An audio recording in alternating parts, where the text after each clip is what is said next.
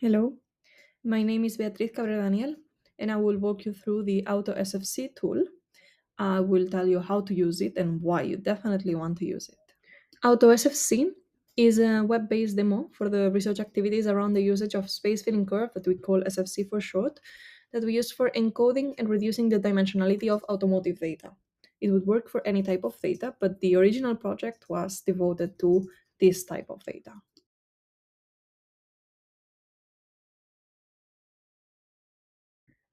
So this video will have two parts that will serve as introduction of each and tutorials for each of the demos within AutoSFC. The first part will be concerned with the encoding demo, how to use it, the input file format to use, etc. And the second part will be about the characteristic stripe pattern that we call CSP for short, comparison demo. And I will explain how to use it and how to use the transformation controls as well. The input format for the autospace filling curve, all demos, is a very simple CSV file that you can visualize like we do here. The important thing is that this CSV needs to have two columns, which are seconds and microseconds. This can start from zero. It depends on how you do your recordings or your simulations. The important thing is these two columns will be combined into a signal timestamp in seconds, and then all signals will be plotted with respect to this combination of values. For instance, in this case, we have different sensor readings, such as latitude and longitude that comes from the GPS on board of a car. We have acceleration X, Y, and Z. We have the speed of the vehicle, but in your case, it could be really anything. Um, as long as these are floats or integers, anything would work. So just have as many columns as you need, and once in the space filling curve, auto space filling curve tool, you can select which columns you want to visualize and explore with the demos. The first demo that I would like to present is the encoding demo. In here, you can upload any file. In this case, we have one file called emergency breaking to CSV, which is in the same format as we discussed just before. And by clicking on the legend, you can select whichever columns or whichever signals you want to explore. And you can go back and forth and see how these, any number of signals, we could select a third one to demonstrate this. You now see three signals on the left plot are turned into a single dimensional signal on the right plot. This is done with space filling curves. All of the explanation about how this is done is in a number of papers that are linked below. So feel free to go and explore the mathematics behind this dimensionality reduction technique. The important thing is that we now can explore different transformations from the input signals visualized on the left plot.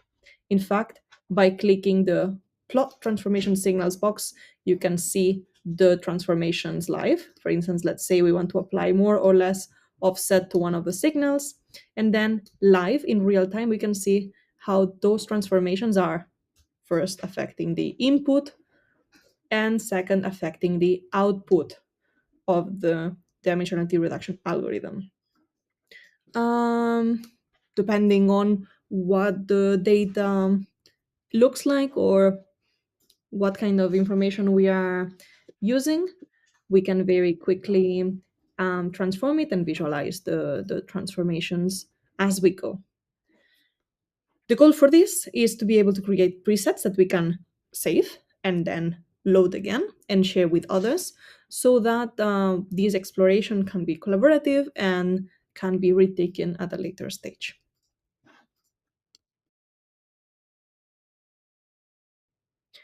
The second demo that I would like to talk to you about is the CSP comparison demo. CSP stands for characteristic stripe patterns, which is what happens when you transform two-dimensional or three-dimensional or n-dimensional data into a one-dimensional signal with space filling curves. These stripes are very similar for similar types of maneuvers, or at least that's what we have proven so far. We are doing research on it at the moment. The thing is, in order to tell whether two maneuvers or two data points are similar between one another, we can directly compare their characteristic stripe patterns instead of comparing the multidimensional signals, which is much more computationally expensive. That's the motivation behind this demo. And the way to use this demo is to upload whichever files we want to compare in n dimensions, once more following the file format for CSV files that we discussed before, selecting which part we want to show or explore, and apply the transformations to the signals that we have learned thanks to the first of the demos that we discussed in this video. Once we have all of the transformations applied, we can explore how similar or dissimilar these characteristic stripe patterns look. We can, of course, if we select multiple, we can select only one or another to analyze them individually or in pairs of two, and then load them all so we can compare all of them at the same time.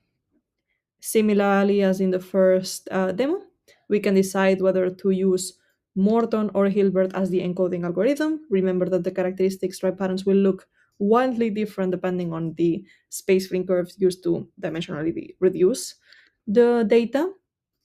And another thing that will affect the result as well is the number of bits used for encoding the signals.